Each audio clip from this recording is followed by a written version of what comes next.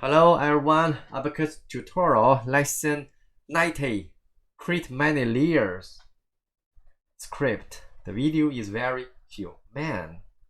Let's go. For example, I will create a part and partition a lot of layers.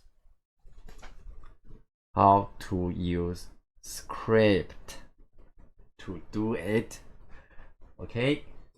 First, open your software. Okay, I will give you the subscribe. I give you the script. here. Okay,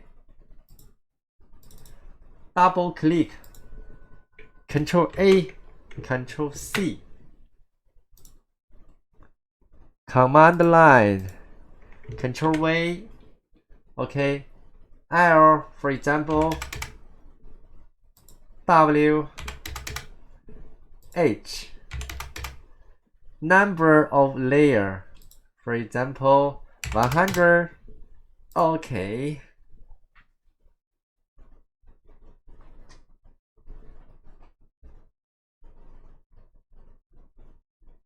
Wait for a second. Okay, did you see that? Very quickly. Okay. I hope you're happy. See you next time. WeChat. Have any question? Contact me.